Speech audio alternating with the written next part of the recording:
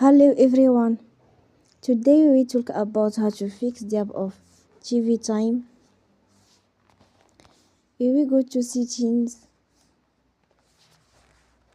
then we click on apps. After that we search the app TV time and we click. Then we will on for stop.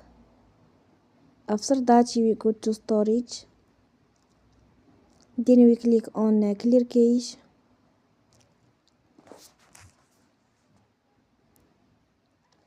In the end, you will turn off your Wi-Fi and you will turn again.